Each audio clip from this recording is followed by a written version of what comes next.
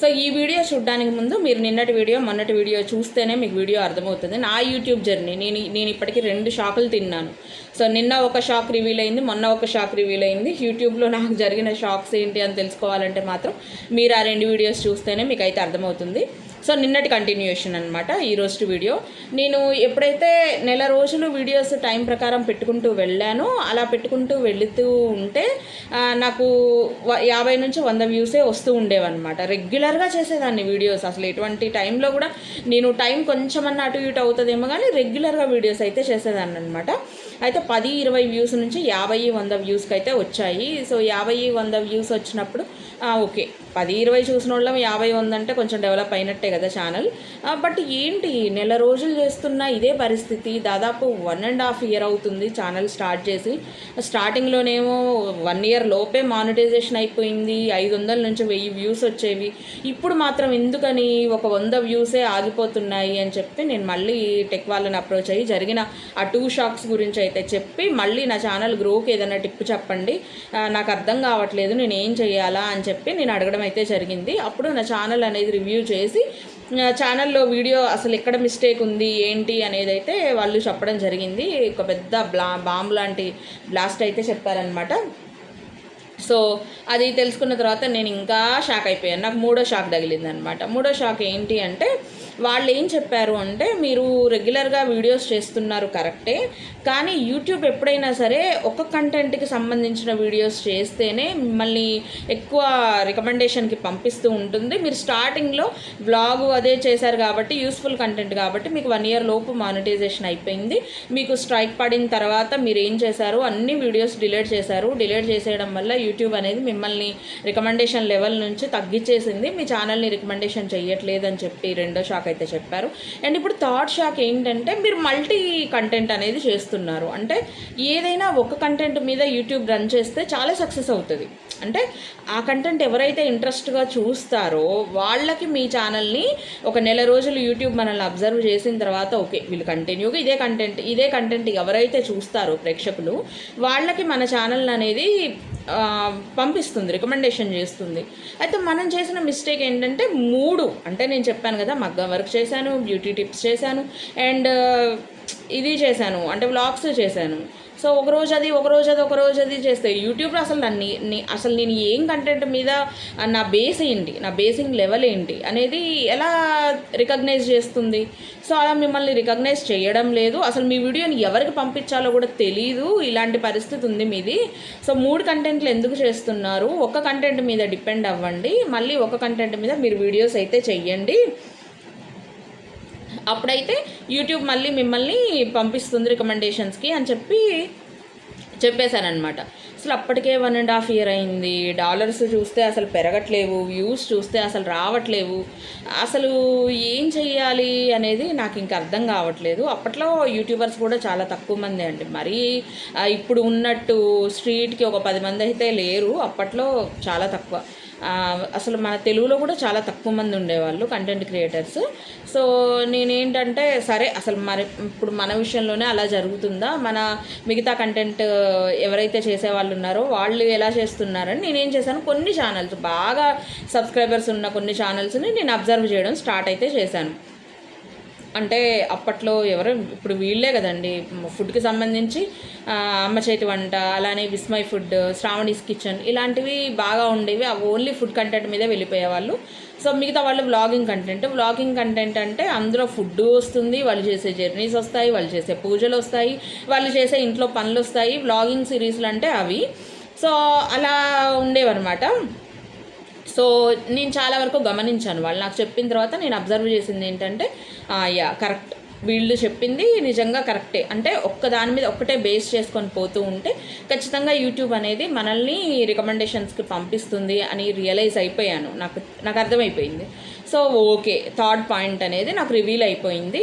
So నేనేం చేశాను, ఇంకా తర్వాత నేను డిసైడ్ కావడానికి నాకు దాదాపు 1 వారం పట్టింది. ఎందుకంటే బ్యూటీ టిప్స్ అనేవి నాకు ఒక యూస్ఫుల్ కంటెంట్. ఎందుకంటే అంతకుముందు స్టార్టింగ్ నేను చెప్పాను కదా, మానిటైజేషన్ చేసేదాకా నేను ఎక్కువ చేసిన కంటెంట్ అని చెప్పి. సో దాని కింద కూడా చాలామంది రెగ్యులర్గా కామెంట్స్ పెట్టేవాళ్ళు, అక్క నాకు పిగ్మెంటేషన్ బాగా ఉంది, ఇంట్లో చేసుకునే హోమ్మేడ్ టిప్స్ చెప్పండి అని చెప్పి అడిగేవాళ్ళు. అక్క నాకు ఫౌండేషన్ ఏది చూస్ చేసుకోవాలో అర్థం కావట్లేదు, అండ్ స్కిన్కి డైలీ రొటీన్ స్కిన్ మాయిశ్చరైజర్ ఏంటి అనేది చాలామంది చాలా క్వశ్చన్స్ అయితే వేసేవాళ్ళు.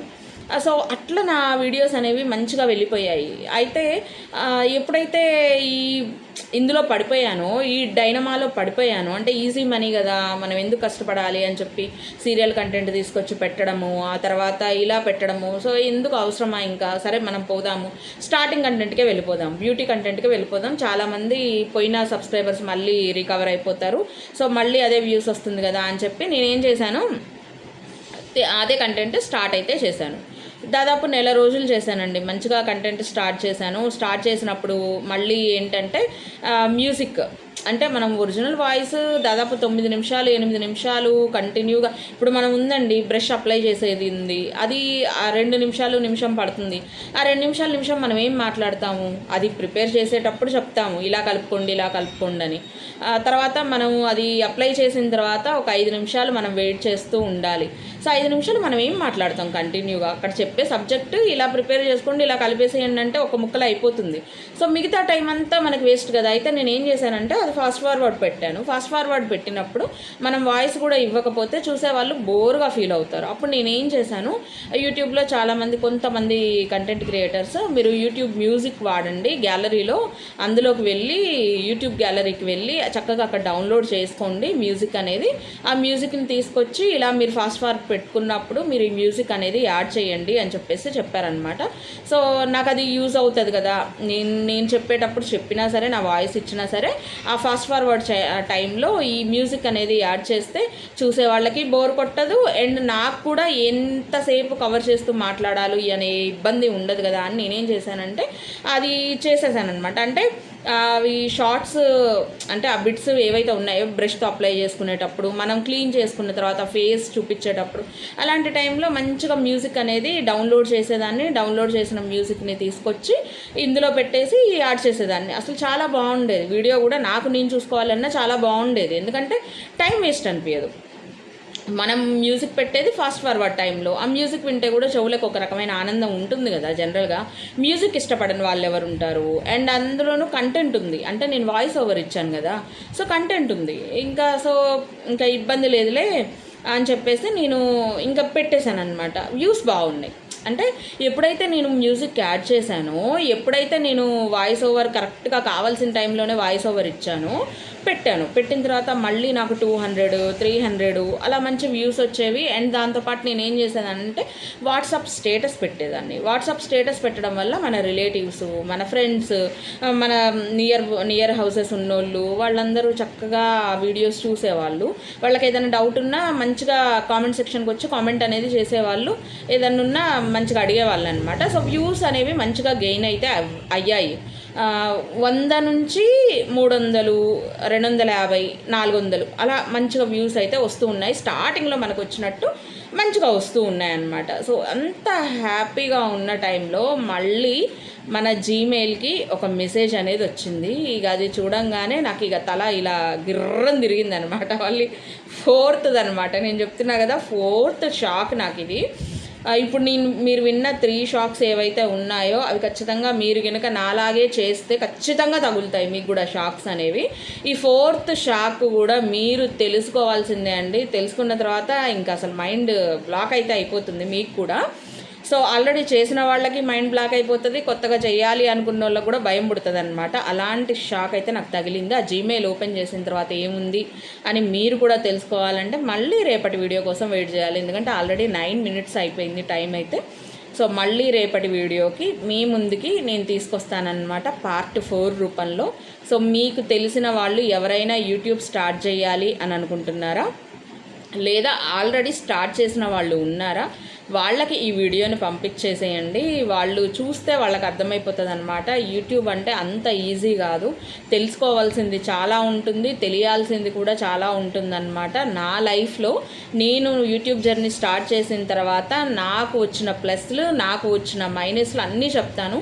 ఎటువంటి టెక్ వాళ్ళు కూడా మీకు ఇంత డీటెయిల్గా ఎక్స్ప్లెయిన్ చెయ్యరు అని నా అభిప్రాయం. నేనైతే క్లియర్ కట్గా మీకు ఎక్స్ప్లెయిన్ చేస్తున్నాను. సో మీరు కూడా వీడియోని చూస్తే మీకు అర్థమవుతుంది. సో పార్ట్ 1 నుంచి ఫాలో అవ్వడానికి అయితే ట్రై చేయండి. ప్రతి ఒక్క ఫెయిల్యూరు మీరు తెలుసుకుంటేనే మీరు లైఫ్లో సక్సెస్ అయితే అవ్వగలరు. అందులోనూ యూట్యూబ్లో అయితే ఖచ్చితంగా సక్సెస్ అయితే అవ్వగలరు అనమాట. కాబట్టి మీరు ఇప్పటికే 10 మినిట్స్ అయిపోయిందిలేండి. సో మళ్ళీ రేపటి వీడియోలో మళ్ళీ కలుద్దాం. ఈ వీడియో నచ్చినట్టయితే లైక్ చేయండి, షేర్ చేయండి, అలాగే సబ్స్క్రైబ్ చేసుకోండి.